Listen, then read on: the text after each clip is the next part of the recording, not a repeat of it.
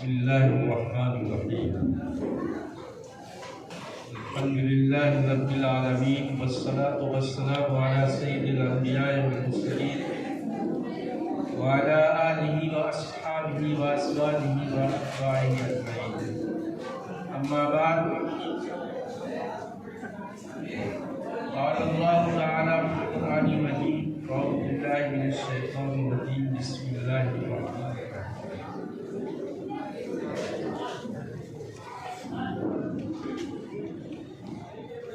وأما ما ينفع الناس فيمكث في الأرض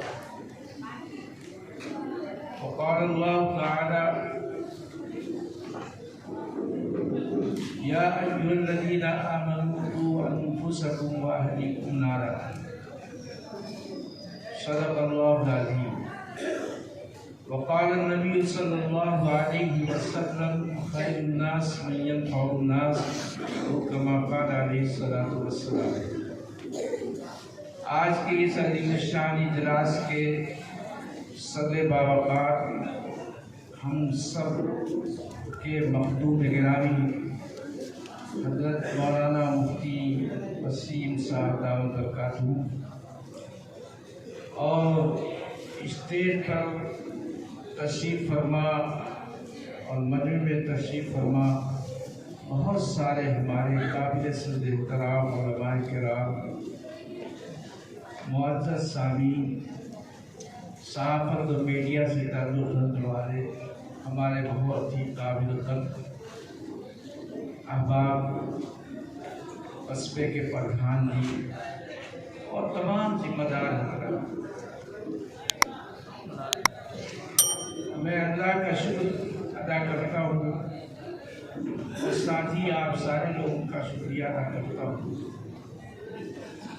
کہ آپ حضرات نے زحمت فرمائی اور بہت دیر سے آپ یہاں تشریف فرمائے ہیں اور بڑی دلچسپی کے ساتھ بیانات کو سن رہے ہیں. میں بہت پہلے کئی بار یہاں آ چکا ہوں اس علاقے میں. پہلی مرتبہ جب میرا آنا ہوا اس وقت بھی میں نے سفر میں ایک بات کہی تھی اور آج تک میرے دل میں وہ بات موجود ہے اور میں اس کو محسوس بھی کر رہا ہوں. پہلے سفر میں بھی میرے دل میں بات آئی، میں نے کہی بھی یہ خطہ بڑا زرخیز خطہ ہے. یہ پورا علاقہ بہت ہی مردم خیر، بہت زرخیز، بہت ہی مفید، بے پناہ صلاحیتوں کا یہ خطہ ہے. آدمی کا کچھ معاملہ بھی عجیب ہوتا ہے.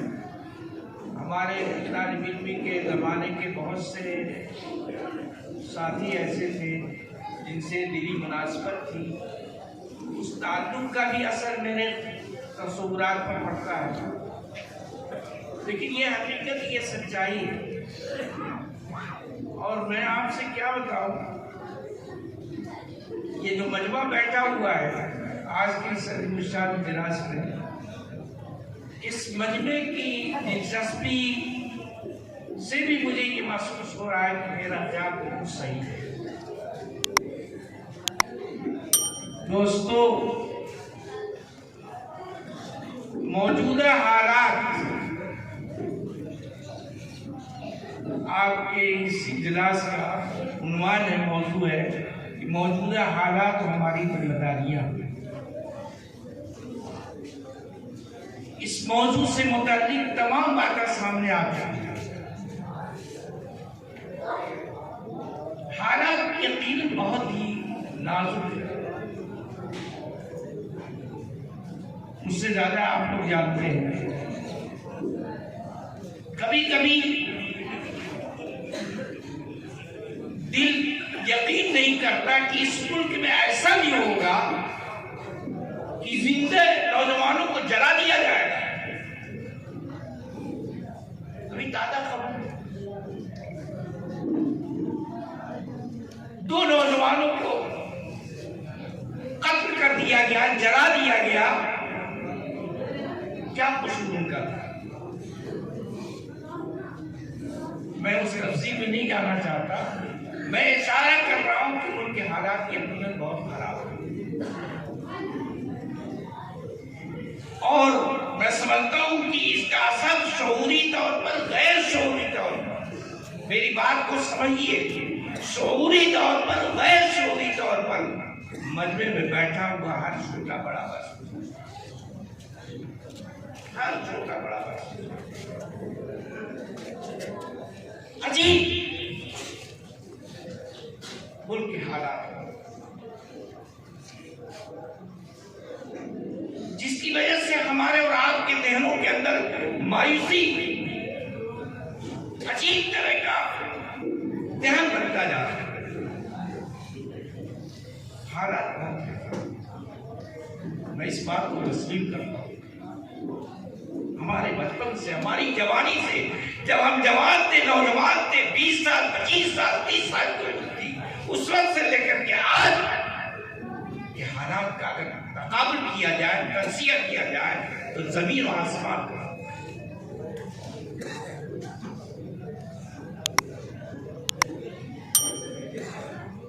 ہماری عزت و آبرو ہے، کہیں ہم کو اپنی عزت و آبرو محفوظ نظر نہیں آ رہی، یہ سچائی ہے۔ ہماری کیا پوری ملت داؤ پر لگا دی گئی ہے، پورا ملک نشانے پر رکھا گیا ہے۔ حالات کی سنگینی کا عالم یہ ہے کہ ہمارے بہت قابل جو گتھیاں سلجھایا کرتے تھے، آج ان الجھی ہوئی گتھیوں کو سلجھانے میں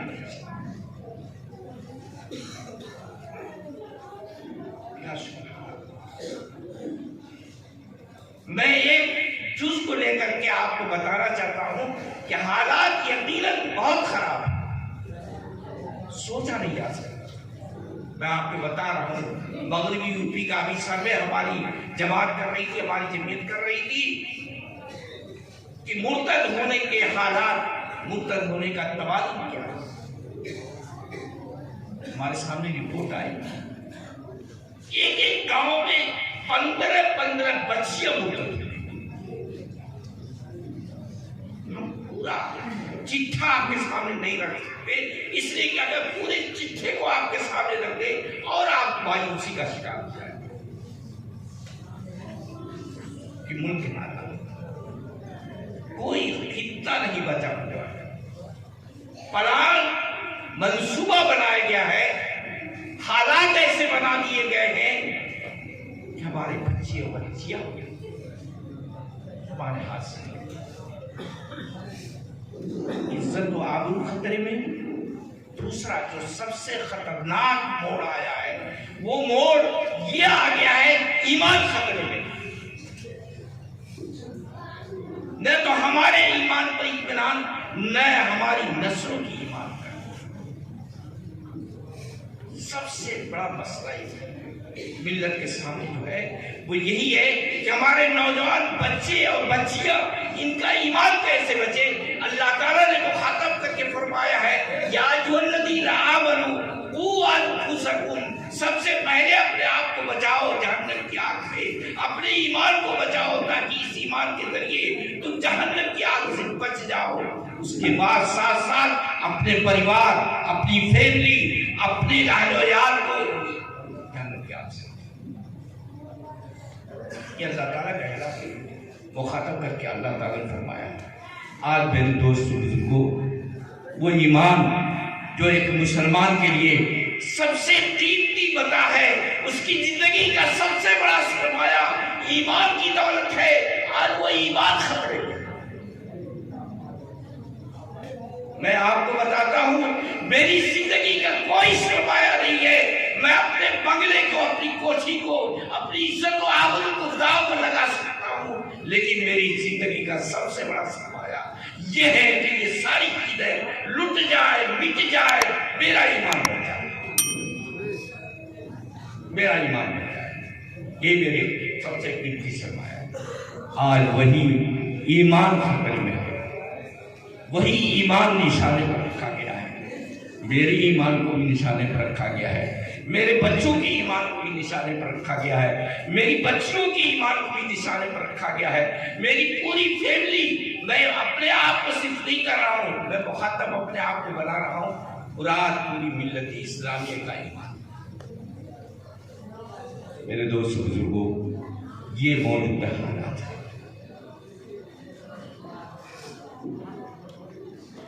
ہماری کیا ذمہ داری ہے؟ اللہ تعالیٰ فرما رہے ہیں قُوْ أَنفُسَكُمْ وَأَهْلِيكُمْ نَارًا، تمہاری ذمہ داری یہ ہے کہ تم اپنے آپ کو ایمان کی دولت سے مالا مال کر دو، جہنم کی آگ سے اپنے آپ کو بچا۔ یہی ذمہ داری ہے۔ اپنے سامنے اپنی نسل کی فکر کرو، ان کے ایمان کی فکر کرو، اپنے بچوں اور بچیوں کے ایمان کی فکر کرو۔ اگر تم نے ایمان کی فکر نہیں کی تو یہ نسلیں تمہارے ہاتھ سے ہار۔ میرے دوستو بزرگوں، سب سے بڑا چیلنج امت مسلمہ کے سامنے یہی ہے، ملت اسلامیہ کے سامنے سب سے بڑا چیلنج یہ ہے کہ پوری ملت کے نوجوان، جو ملت کا سب سے قیمتی سرمایہ ہے، اسی قیمتی سرمایہ کے ایمان کو چھین، ان کے ایمان کو چھین۔ یہ سب سے بڑا چیلنج ہے۔ میرے دوستو بزرگوں، آپ سے جو کہا جا رہا ہے، سارے مقتدر آپ سے کہہ رہے تھے تعلیم تعلیم تعلیم تعلیم اس لیے ضروری ہے کہ تمہاری نسلوں کا ایمان بچ جائے۔ میرے دوستو بزرگوں، تقویٰ کی بات کہی گئی، تقویٰ کی بات صرف اس لیے کہی گئی کہ یہی وہ راستہ ہے تقویٰ کا، جس تقویٰ کے راستے سے تمہارا بھی ایمان بچے گا، تمہاری نسلوں کا بھی ایمان بچے گا۔ میرے دوست بزرگوں، جمعیت کی تاریخ، آپ کیا جمعیت کی تاریخ؟ آپ تو پڑھتے ہی نہیں۔ آپ دنیا کے اخبارات کو پڑھیے، میڈیا، صحافت، سب چیزوں کو پڑھیے، ہم کسی چیز کو نہیں روکتے۔ آپ موبائل پر سب چیزیں پڑھتے رہتے ہیں، لیکن اپنے اسلاف، اپنے بزرگوں کی تاریخ نہیں پڑھتے۔ دنیا میں واحد تنظیم ہے اس وقت جمعیت علماء، سن لیجیے، یہ میرا تسلط نہیں ہے بلکہ یہ سچائی ہے کہ دنیا میں ایک واحد تنظیم اس وقت ہے جمعیت علماء ہند، جس جمعیت علماء ہند کی یہ تاریخ رہی ہے کہ شروع سے لے کر کے آج تک اس جمعیت کی بات کو ہمیشہ اللہ کے ہاتھ میں رہی ہے، اللہ کے ولیوں کے ہاتھ بھی اس کی بات کو نہیں ہے۔ سب سے پہلا جو صدر جمعیت کا منتخب کیا گیا ہے سن 1919 کے اندر، آدھی صدر منتخب کیے گئے حضرت مفتی کفایت اللہ صاحب رحمۃ اللہ علیہ، وہ مفتی اعظم ہند تھے، ان کو لقب دیا گیا تھا مفتی اعظم ہند کا۔ وہ اس کے آدھی صدر بنائے گئے۔ آدھی صدر اس لیے بنائے گئے تھے کہ حضرت شیخ الہند رحمۃ اللہ علیہ مالٹا کی جیل میں قید پہ رکھے گئے تھے، ان کی آزادی اور رہائی کی پوری امید تھی، اس لیے آدھی صدر بنائے گئے۔ جب حضرت شیخ الہند رحمۃ اللہ علیہ وہاں سے تشریف لائے، ان کی رہائی ہوئی، حضرت شیخ الہند رحمۃ اللہ علیہ کو مستقل صدر بنایا گیا۔ شیخ الہند دنیا کا آفتاب مہتاب ہے، جس کے شاگردوں کی تعداد اٹھا کر کے اگر دیکھیے اتنی بڑی تعداد ہے کہ اتنی بڑی تعداد کسی بھی عالم دین کے شاگردوں کو نہیں ملے گی۔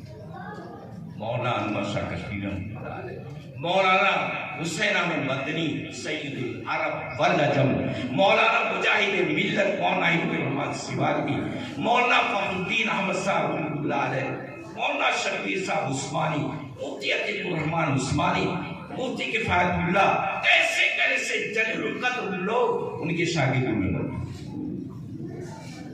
پہلا صدر، دوسرا صدر، پھر اس کے بعد جتنے صدر بنائے گئے ہیں ملک کے نہیں پوری دنیا کے اندر تقویٰ اور بزرگی کے اندر مشہور منتخب ہوتے ہیں، ایسے لوگوں کے ہاتھ میں جمعیت علماء کی بات ہو رہی ہے، جنہوں نے اپنی زندگی کا مشن بنایا تھا کہ اللہ اور اس کے رسول کی تعلیم کے لیے مر بھی جائیں گے، اللہ اور اس کے رسول رسول کی تعلیم کے خلاف کبھی کوئی قدم نہیں اٹھائے. آپ پڑھیے، حیرت ہوگی، ایسی تاریخ آپ کو نہیں ملے گی. اللہ تعالیٰ کی بہت بڑی نعمت ہے آپ کے لیے، ہمارے لیے، کہ ہمارے بزرگوں کی ایسی تاریخ ہے جس تاریخ پر پوری انسانیت فخر کرتی ہے. میرے دوست بزرگوں،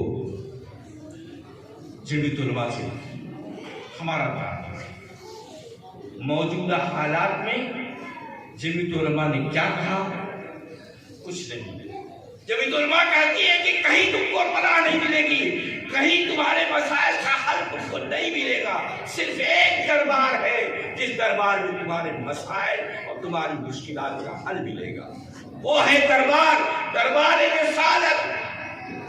تاجدار مدینہ فدا و ابی و امی صلی اللہ علیہ وسلم. ان کے علاوہ کوئی ایسی جگہ نہیں ہے جہاں تمہاری مشکلات کا اور تمہارے مسائل کا حل ہے. موجودہ حالات میں ہمارے مسائل کیسے حل ہوں گے؟ میرے دوست بزرگوں، سن لیجیے، کان کھول کر کے سن لیجیے. ایک راستہ ہے، ایک جگہ ہے، ایک دربار ہے، ایک تعلیم ہے، ایک کتاب ہے، ایک دھرم ہے، ایک مذہب ہے. وہ کیا ہے؟ دین اسلام. جناب نبی کریم صلی اللہ علیہ وسلم کی تعلیمات کے علاوہ ہمارے اور آپ کے لیے کوئی اپنی مشکلات کا حل نہیں ملا.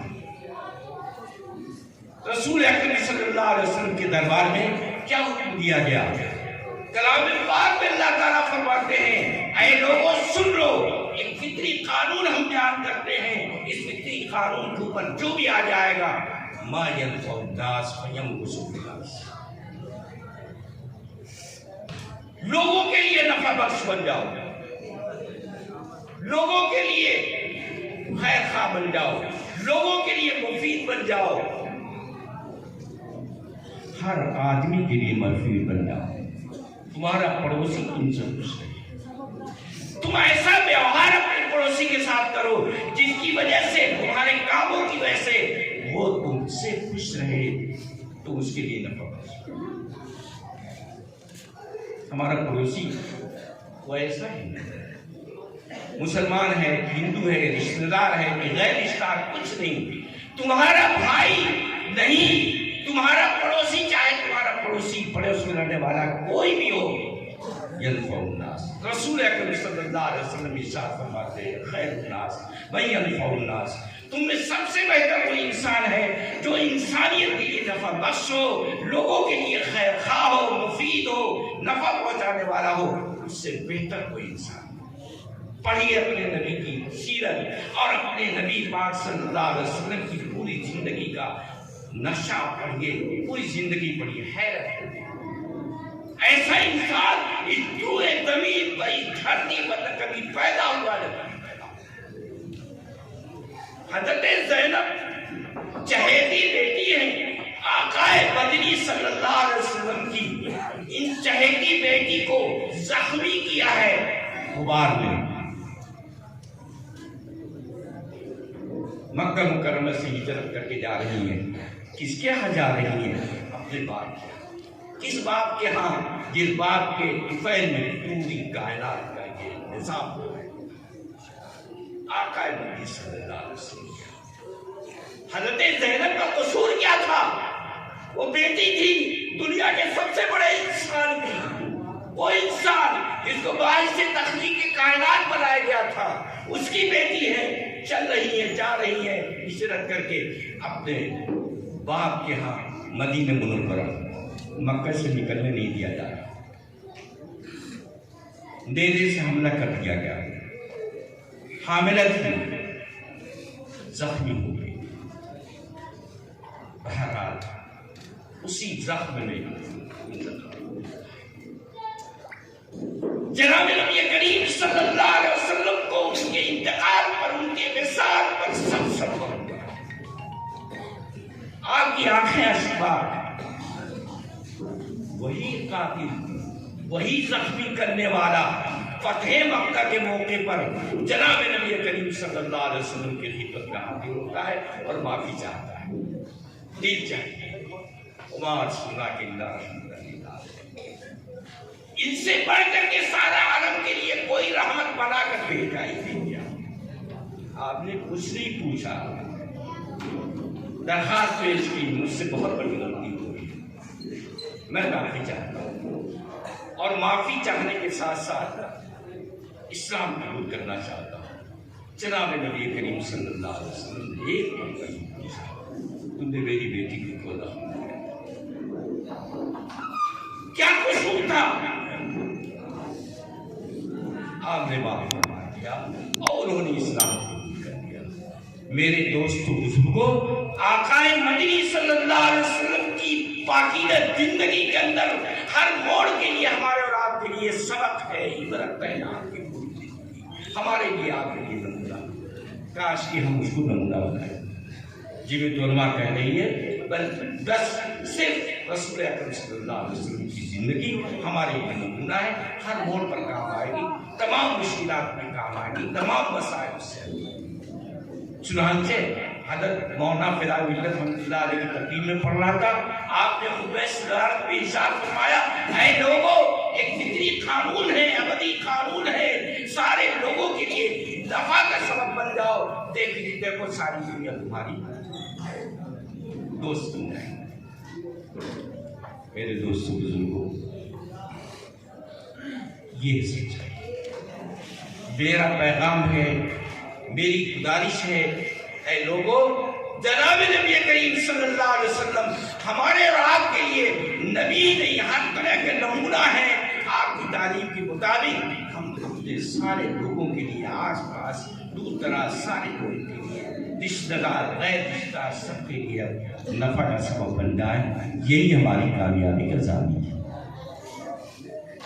پیغام ہمارا. دوسرا پیغام یہ ہے کہ کسی قوم کی ترقی تعلیم کے بغیر ہو نہیں سکتی. دنیا میں ایک راستہ ہے، تعلیم. تعلیم، صرف تعلیم. تعلیم وہ چیز ہے جس تعلیم کے ذریعے سے ایک غریب پسماندہ گھرانے کا بچہ بھی آئیس بن سکتا ہے، ڈی ایم بن سکتا ہے. دینی اعتبار سے بھی، دنیاوی اعتبار سے بھی تعلیم ہر ترقی کے مقام پر پہنچا سکتا ہے. ایسے لوگوں کے لیے دنیا کے اس نقشے کے اندر کوئی گنجائش نہیں ہے جن لوگوں کے ہاں تعلیم کی کوئی اہمیت نہیں. میرے ہاں ابھی تقریر میں ہمارے کسی ساتھی نے یہ بات کہی تھی، میں بھی آپ کو بتا دوں. ہمارے یہاں تعمیر کا کام ہو رہا تھا ہمارے گھر پر، تو ایک ہمارا مزدور، ہم اس کو بھائی کہتے تھے، ماسٹر صاحب کہتے تھے. وہ ماسٹر صاحب سبھی اس کے ساتھی کہہ رہے تھے، ہم بھی کہہ رہے تھے. وہ دلت قوم سے تعلق رکھتے تھے، تو مجھ سے کہتے تھے، ماسٹر جو مزدور تھا مجھ سے کہتا رہتا کہ ناظم صاحب، مجھ کو سب لوگ ناظم کہتے ہیں، ناظم صاحب ایسا ہے کہ ہماری مجبوری ہم مت دیا کیجیے، جب ہم کہیں گے تب دیجیے. نظارے بھائی ہفتے میں 3 دن 4 دن لوگ لیتے ہیں، تم بھی لے لیا کرو، ہمارے لیے آسانی ہوگی. اس نے کہا کہ جب ہم کو ضرورت ہوگی ہم آپ سے کہیں گے. ہم نے سنی، انسوری کر دی، جیسے کہتا رہا ویسے کرتے ہیں. ایک دن ہم خالی تھے، مدرسے میں چھٹی تھی، بیٹھے تھے گھر کی تعمیر میں، ہم بھی دلچسپی لینے کے لیے بیٹھے تھے. ماسٹر سے کچھ تفریح سنی. ہم نے کہا کہ ماسٹر یہ بتاؤ کہ کیوں تم مزدوری نہیں لیتے؟ ایک مہینہ 20 دن کو مزدوری دیتے ہو. سنیے، کان کھول کر کے سنیے، بہت ہی بڑی بات ہے، بڑی عجیب و غریب. اس نے کہا کہ ناظم صاحب، مولانا صاحب، میرے 3 بچے ہیں، ایک انجینئر ہو چکا ہے، 2 بچے ابھی پڑھ رہے ہیں. میں یہ جو مزدوری کرتا ہوں، یہ مزدوری صرف اسی مقصد سے کرتا ہوں کہ اس مزدوری میں جو پیسہ مجھے ملے گا، میں اپنے بچوں کی تعلیم کے لیے جو فیس دینی پڑتی ہے، جو خرچ کرنا پڑتا ہے، اس خرچ میں اس کو استعمال کرتا ہوں. اس لیے جب مجھے ضرورت ہوتی ہے تو اس وقت میں پیسہ چاہتا ہوں. اسی لیے میں آپ سے کہہ رہا ہوں کہ مہینہ 20 دن 15 دن جب میں کہوں گا تب دیجیے. تو میں رک گیا، میری گاڑی رک گئی. جب میں ایسا محسوس ہوگا کہ میری زندگی کہ یہ جو گھڑی چل رہی ہے ایک پیسہ، میں نے کہا کیا کہا جی؟ کہا کہ ہاں صاحب ہم پیسے اکٹھا کرتے ہیں اسی لیے کہ ہم اپنے بچوں کو، ایک انجینئر ہو چکا ہے تو اور بچے ہیں ان کو بھی۔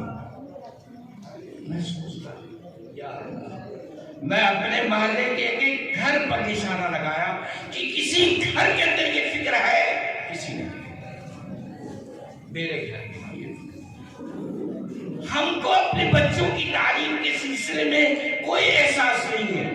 جب تک کوئی قوم تعلیم کو نہیں اپنائے گی اس وقت تک اس قوم کی ترقی ہوگی۔ نبی اکرم صلی اللہ علیہ وسلم پر جو پہلی آیت کریمہ نازل ہوئی ہے وہ آیت کریمہ ابھی آپ نے سنا، انہی سے ابتدا۔ اور میں تو کہا کرتا ہوں کہ رسول اکرم صلی اللہ علیہ وسلم کو جو علم دیا گیا ہے وہ معجزہ ہے۔ آپ تو پڑھے لکھے نہیں تھے، حروف شناس نہیں تھے، لکھا ہوا ہے سورہ حدیبیہ کے معاہدے پر من محمد رسول اللہ۔ اعتراض کیا عروہ بن مسعود ثقفی نے اعتراض کیا کہ صاحب یہ رسول اللہ کے لکھا ہوا ہے، ہم اس کو نہیں مانتے، جھگڑا ہی کیا ہے؟ حضرت رسول اکرم صلی اللہ علیہ وسلم نے حضرت علی سے فرمایا کہ بھائی مٹا دو اس کو۔ حضرت علی نے فرمایا کہ کیسے کروں؟ میں ایمان رکھتا ہوں، آپ کی رسالت و نبوت پر ایمان رکھتا ہوں، میں کیسے اپنے ہاتھ سے رسول اللہ کا لفظ مٹاؤں؟ میرے دوستو بزرگوں، جناب نبی کریم صلی اللہ علیہ وسلم ارشاد فرماتے ہیں قربان جائیے ایک ایسا نبی ملا ہے جو حروف کو نہیں پہچانتا، اس کے باوجود بارگاہ رسالت سے اسی کی مبارک زبان مبارک پہ یہ اعلان کیا جاتا ہے اوتی بعلم الاولین والآخرین۔ یہ اعلان نہیں کیا، آپ کو بتایا حضرت علی نے یہ ہے رسول اللہ کا لفظ آپ پہچان نہیں کرتے تو آپ نے مٹایا۔ علم تو رسول اکرم صلی اللہ علیہ وسلم کو معجزے کے طور پر عطا کیا گیا ہے۔ معجزہ اس چیز کو کہتے ہیں جو کسی کی نبوت اور رسالت کی دلیل ہو، حجت ہو۔ تو آپ کو علم جو دیا گیا وہ آپ کی رسالت، آپ کی نبوت، آپ کی پیغمبری کے لیے حجت اور دلیل کے طور پر آپ کو علم عطا کیا گیا ہے۔ وہ علم آپ کے ذریعے سے ہمیں اور آپ تک پہنچا ہوا ہے۔ میرے دوستوں کو اس علم کی قدر کیجیے، یہ وہ علم ہے جس علم کی بنیاد پر ایک غریب کا بچہ بڑے بڑے علماء کی مجلس میں مسند درسی، مسند صدارت میں اسی میرے دوستوں کو علم و دولت ہے، علم و شے ہے، علم و نعمت ہے۔ اس نعمت کو ہم نے ناقدری اس نعمت کی ہے، آج کنارے پر بیٹھے کوئی مقام نہیں۔ اس لیے میرے دوستوں بزرگوں، ہم آپ سے درخواست کرتے ہیں، اس اجلاس کے حوالے سے ہم ایک پیغام آپ کی خدمت میں پیش کرتے ہیں۔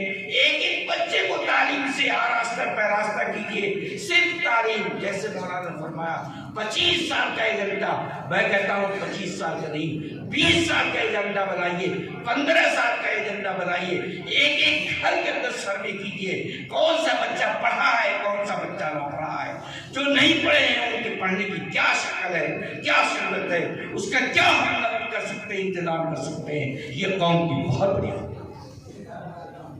یہ قوم جمعیت علماء ہند کی طرف سے پوری ایک محنت چل رہی ہے۔ مکاتب قائم کرو، گھر گھر ایک ایک گھر کا سروے کرو اور ایک ایک بچے کو مکاتب میں پہنچاؤ، ان کی تعلیم کا بندوبست کرو۔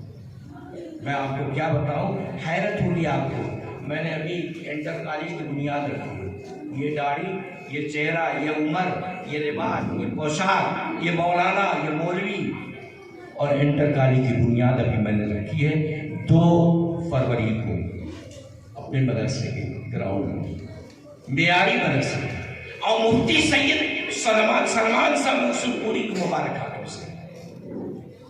اور جس وقت میں نے لکھنؤ میں महमूद साहब के साथ था मैं बहराइच से वापसी में लखनऊ, और एक मगरिब बाद एक स्कूल का इफ्तिताह हम घाटदा हजरत के साथ मुझे भी बुलाया गया था। हम लोग गए, बड़े बड़े माहिरीन तालीम पूरे मुल्क से उस मीटिंग में तशरीफ लाए थे। मौलाना महमूद साहब के दामाद बड़े इलाहाबाद रहते हैं, मौलाना आदम साहब, उन्होंने वो इस स्कूल को कायम किया। बगल ही में मैं बैठा था, मजबूरी उसको बैठा दिया था। हजरत मौलाना महमूद साहब से बात हो रही, मैंने जिक्र किया कि हजरत एक मदरसे एक स्कूल की मैंने बुनियाद रखी, तो फौरन चौंके, कहा स्कूल की? मैंने कहा जी। अच्छा क्या मतलब इसका? मैंने कहा हजरत साहब मदरसा चल रहा था और ज़मीन बहुत थी, हमारे ज़रूरत थी, तो बच्चियों का स्कूल हम पहले कायम कर चुके हैं, जूनियर हाई स्कूल तक पहुंच चुका है, उसको भी हाई स्कूल इंटर तक पहुँचाएंगे, और ये लड़कों का। कहने लगे कि मेरी तरफ से बेइंतहा मुबारकबाद। इतना बड़ा आदमी मुझसे कह रहा है, फरमा रहे हैं मुझे, मैं आपको बेइंतहा मुबारकबाद।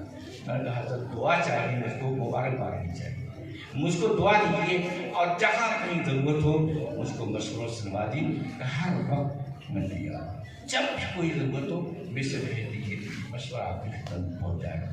मेरे दोस्तों बुजुर्गों, मुल्क के हालात इस बात का तकाजा कर रहे हैं कि दीनी तालीम के साथ साथ असली तालीम का भी इंतजाम करना पड़ेगा, लेकिन बुनियादी दर्जा दीनी तालीम और दीनी मकातिब का होगा। इस मकातिब के अंदर अकीदे की जब इस्लाह हो जाएगी, ईमान का दिया जब बच्चे के ज़हन दिमाग और दिल में रोशन हो जाएगा, चल पड़ेगा, तो फिर असली तालीम के हवाले भी उसको किया जाएगा। ये भी मुल्क की और ज़माने की वक्त की ज़रूरत है। इसलिए मेरी दरख्वास्त है पूरे मजमे से, भाई तारीम के सिलसिले में पूरी फिक्र कीजिए। मैं मुबारकबाद पेश करता हूँ हज़रत सदर मुहतरम को और इनके पूरे काफिले को। मैं आपको क्या बताऊँ, आपको सुनकर के अजीब लगेगा कि मौलवी क्या बक रहा है। आपका ज़िला गोद में लिया हमने, सुन लीजिए, नहीं जानते होंगे, मौलाना शाहिद साहब जानते होंगे, 5 ज़िला हमसे मुतालबा किया गया था कि 5 ज़िले को गोद में लो। जैसे बड़े बड़े MP MLA और सियासी लोग गाँव को गोद में लेते हैं, उसकी तरक्की की सारी चीज़ें सोचते हैं। 5 ज़िला हमसे मशरक़ी यूपी से मांगा गया था, संत कबीर नगर को भी हमने उसमें डाला। क्यों मौलाना शाहिद साहब, ये हम आपके साथ लगे हुए हैं, आपके पीछे खड़े हैं, और आपके नीचे से ऊपर तक हर तरह के ताउन के लिए हम खड़े हैं। हम आपकी मन्नत समाजत करेंगे, आपके सामने रोएंगे, गिड़गिड़ाएंगे, आपसे कहेंगे, दरखास्त करेंगे, अपनी औलाद को मत बर्बाद करो, अपनी नस्ल को मत बर्बाद करो, अपने घर को मत बर्बाद